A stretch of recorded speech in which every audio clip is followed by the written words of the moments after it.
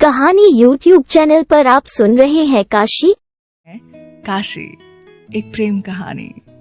इसे लिखा है प्रीति तिवारी ने। बनारस, सुबह का वक्त। काशी मंदिर से घर आकर जब मेज पर नाश्ता लगाने लगी तो उसके बाबा उससे बोले, काशी आज आपके चाचा जी और हमारे दोस्त आ रहे हैं। आनंद जी कुर्सी पर बैठते हुए कहते हैं, चाचा जी आ रहे हैं, फिर तो आज हम स्कूल से आधे दिन की छुट्टी लेके चले आएंगे और उनके लिए खाना भी बनाना होगा। वो आनंद जी को नाश्ता देते हुए बोलती जा रही थी। आनंद जी ने लगभग बड़बड़ाते हुए कहा, फिर से शुरू हो गया इसका। अब पूरे दिन ये उनके मनपसंद की चीजें बनाएगी, और जब हम बोलते हैं तो हफ्ते में एक बार बस। उन्हें ऐसे बड़बड़ाते हुए देख वो बोली, आप ये क्या बोले जा रहे हैं खुद से ही? कुछ नहीं, हाँ तो नाश्ता करिए। ये बोल वो चेयर खींच नाश्ता करने बैठ गई। दोनों ने नाश्ता किया और फिर साथ में घर से निकल गए। काशी स्कूल आई और प्रिंसिपल सर से बोल के आधे दिन की छुट्टी ले ली और शालिनी को भी छुट्टी लेने को बोल दिया। आनंद जी अपने आश्रम आए और वहाँ की साफ सफाई करवाने लगे। वैसे आश्रम कभी गंदा नहीं रहता था, पर फिर भी यहाँ तीनों वक्त साफ सफाई होती थी। आनंद जी ने सामानों को ठीक से रखवाते दुबे जी से कहा, दुबे जी बच्चों की परीक्षा होने वाली है, सारी तैयारियां कर ली है ना आपने? जी बस पेपर आने बाकी हैं सर जी, बाकी सब हो चुका है। वार्षिकोत्सव की क्या तैयारियां चल रही हैं? बच्चों को सिखाया जा रहा है ना? जी सर, काशी बिटिया कर रही है और सबको कार्ड भी बांटे जा चुके हैं। ये कहते हुए जिनको कार्ड बांटा जा चुका था उनकी लिस्ट दुबे जी ने उन्हें दे दी। काशी अपने स्कूल से छुट्टी लेके शालिनी के साथ घर आकर तैयारियां करने लगी। तभी दरवाजे पर दस्तक हुई। शालिनी ने जाके दरवाजा खोला तो सामने खड़े अनजान शख्स ने उससे पूछा, जी काशी जी हैं क्या? आप यहाँ बैठे, मैं बुला के लाती हूँ। ये बोल शालिनी ने उसे अंदर बने बैठक में बैठा दिया और अंदर आकर काशी से बोली, काशी कोई आया है, देखो जाके। ये बोल उससे कलछी ले कढ़ाई में पूड़ियां तलने लगी। काशी हाथ धो के बाहर आई, देखा वही आदमी खड़ा था जो कल जमीन के लिए आया था। उसे देख वो भड़कते हुए बोली, मैंने आपसे बोला है ना कि मुझे जमीन नहीं देनी है, तो आप बार बार क्यों चले आते हैं?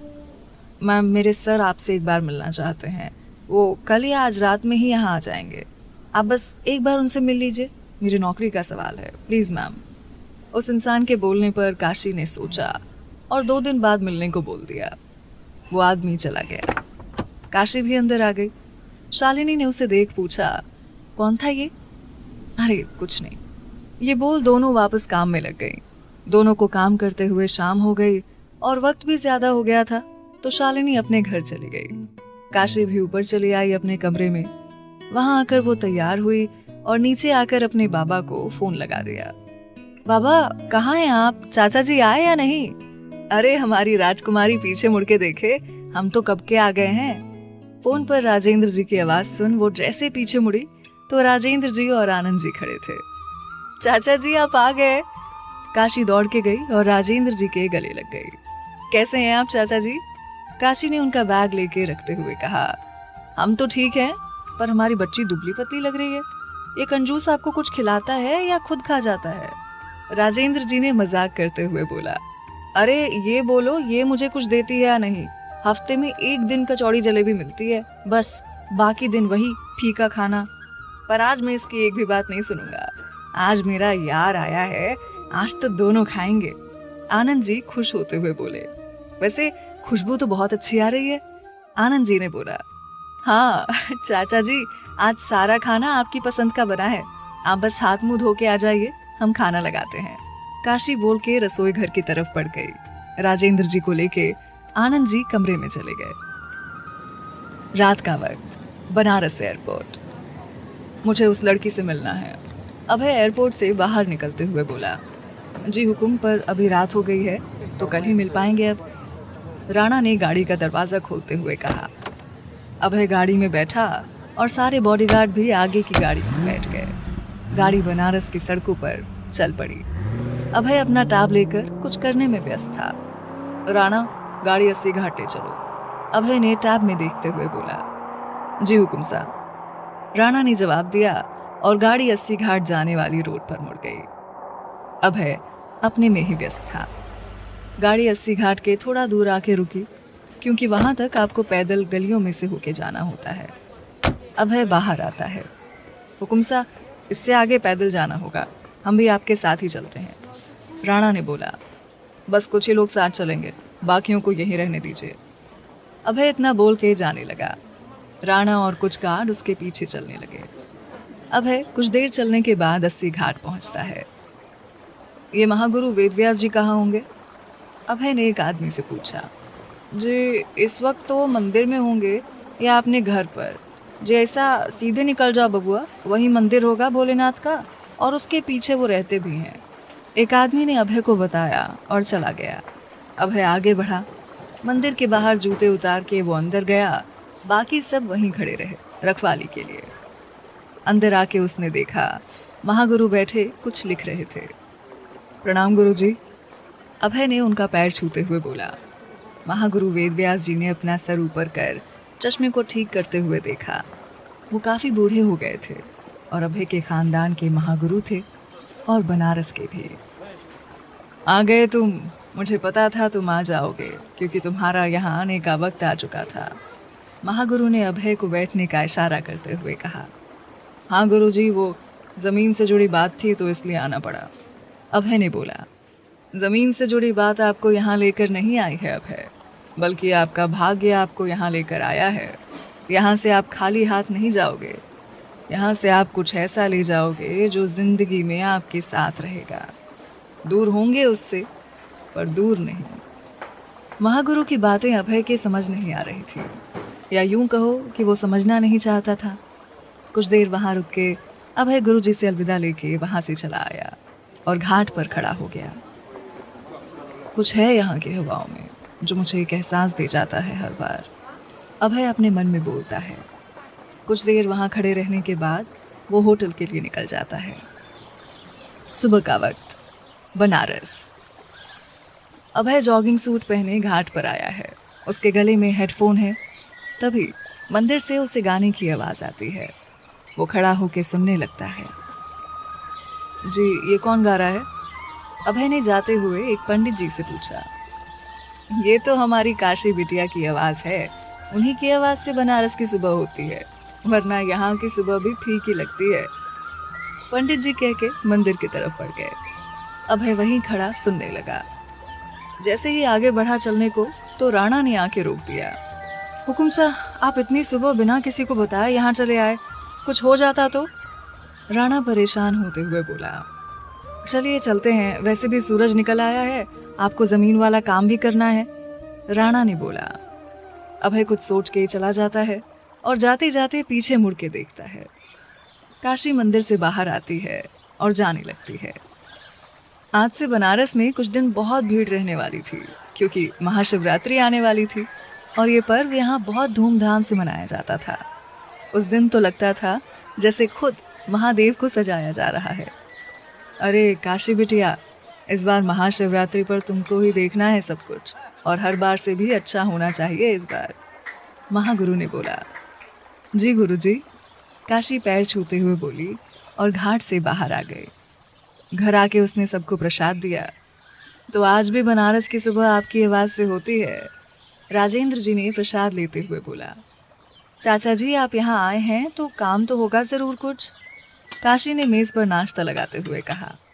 है बेटा, इलाहाबाद में कुछ काम है तो सोचा आपसे मिल भी लूँगा और काम भी कर लूँगा, राजेंद्र जी कुर्सी पर बैठते हुए बोले। तब तो हम भी तुम्हारे साथ चलेंगे, कुछ आश्रम का काम वो भी हो जाएगा, आनंद जी ने बोला। सबने नाश्ता किया और अपने अपने काम में लग गए। आज आनंद जी घर पर थे, काशी को आश्रम जाने को बोल दिया। काशी स्कूल से छुट्टी लेके आश्रम पहुंचती है। आ गया वो आदमी जिसको जमीन का काम सौंपा था, अभय ने टाई पहनते हुए कहा। जी सर, यादव जी आ गए हैं, राणा ने बोला। बुलाओ उन्हें, अभय ने कोट पहनते हुए कहा। राणा यादव को बुला लाया। प्रणाम सर। यादव आकर हाथ बांधकर खड़ा हो गया। उस लड़की के बारे में जो पता है बताओ, अभय ने चाय का कप उठाते हुए बोला। सर, उसका नाम काशी है, स्कूल में टीचर है, उसके पिता के अलावा उसका कोई नहीं है, और एक आश्रम है जिसे वो चलाते हैं। यादव बोल के चुप हो गया। चलो उसके स्कूल चलना है। अभय उठा और जाने लगा। कुछ वक्त में वो सब काशी के स्कूल के सामने थे। जाओ पता करो कहाँ है और बुलाओ उसे यहाँ, अभय ने गाड़ी में बैठे हुए कहा। यादव जी गए, पता करके आए। सर वो आज नहीं आई हैं, यादव सर झुका के बोला। आश्रम कहाँ है? सर यहाँ से कुछ 1 किलोमीटर की दूरी पर है। अभय ने आश्रम का पता लिया और यादव को पैसे देके भेज दिया। राणा, इस लड़की के बारे में मुझे इन्फॉर्मेशन चाहिए, सारी, सुबह से उठने से लेके रात के सोने तक ये क्या करती है और बचपन से अभी तक की सारी बातें, और इस जमीन के बारे में भी। अभय ने गाड़ी में बैठे बैठे कहा। जी हुक्म हो जाएगा, बस कुछ वक्त दीजिए, राणा ने भरोसे के साथ बोला। अभय की गाड़ी आगे बढ़ गई। काशी आश्रम आके वार्षिक उत्सव की तैयारियों में व्यस्त हो गई। दिन भर वो सबको बताती रही कि क्या करना है, कैसे करना है, और बच्चों को गाना सिखाया और डांस भी। सबको सबका काम बताते और सारे काम करते हुए उसे रात हो गई। वो जाने से पहले वृद्धों के पास आई। आज सब उससे नाराज थे क्योंकि काशी ने आज उनसे बात नहीं की और ना ही उनसे मिलने आई थी। अच्छा बाबा, माफ कर दो, गलती हो गई, काशी कान पकड़ के खड़ी थी। ऐसे माफ नहीं करेंगे, एक बूढ़े दादाजी बोले। तो फिर दादाजी, कैसे माफ करना है अपनी काशी को? काशी ने कान पकड़े हुए कहा। हम सबको गाना सुनाना होगा आपको, तब माफ करेंगे। दादाजी के साथ सबने बोला। अच्छा ठीक है, हम गाना सुना देंगे, आप सब चलिए, लेटिए, काशी ने दादाजी को उनके बिस्तर पर लिटाते हुए बोला। सब अपने बिस्तर पर लेट गए। काशी ने सारी लाइट बुझा के एक लाइट जली रहने दी और सारी खिड़कियां खोल दी। बगीचे से आती ठंडी हवा कमरे में अच्छा अनुभव दे रही थी। काशी अलाव जला रही थी और गाना शुरू कर। तभी एक गाड़ी आके आश्रम के बाहर रुकी। अभय बाहर निकला और अंदर गेट खोल के आया। इस वक्त गेट की ओर कोई नहीं था। देखा, बहुत ही सुंदर आश्रम था। उसे आवाज सुनाई दी गाने की। वो उस तरफ बढ़ गया, कमरे के पास पहुंच के रुक गया और दीवार के पीछे से इस आवाज वाले को खोज रहा था। तब उसने काशी को हल्की सी रोशनी में देखा तो उसकी नजर वहीं थम गई। सफेद सूट सलवार पहने, खुले बाल, कानों में झुमके, हाथों में भरी हुई चूड़ियां। काशी को देख के अभय खोसा से बाहर आई। दुबे चाचा, हम घर जा रहे हैं, आज बहुत वक्त हो गया है। बाबा और चाचा जी दोनों ही इंतजार कर रहे होंगे। आप गेट अच्छे से बंद कर लेना और देख लेना एक बार, मैं सुबह आ जाऊंगी। काशी बैग लेकर बाहर निकलते हुए कही। ठीक है काशी बिटिया, तुम्हारे लिए रिक्शा मंगवा दिया है, उसमें ही चली जाओ, दुबे जी बाहर गेट तक आते हुए बोले। दुबे जी के मुंह से काशी का नाम सुन अभय को यकीन हो गया कि ये वही लड़की है। वो पीछे के रास्ते से बाहर निकल के अपनी गाड़ी में आता है। काशी रिक्शे पर बैठ जाती है और रिक्शा चल देता है। ठंड ज्यादा होती है, वो अपना दुपट्टा अपने सर पर ओढ़ लेती है। अभय उसके पीछे गाड़ी लेके आता है। काशी घर पर पहुंचती है और दरवाजा खटखटाती है। आनंद जी दरवाजा खोलते हैं। अभय कुछ दूर गाड़ी में बैठे देख रहा था। काशी अंदर चली गई। अभय ने गाड़ी मोड़ी और होटल की तरफ बढ़ा दी। उसके दिमाग में बस काशी चल रही थी। कुछ तो है तुम में मिस काशी, अब तुम्हारे सामने आने का वक्त आ गया है, हम भी तो देखें तुम्हारी अकड़। अभय गाड़ी ड्राइव करते हुए बोला।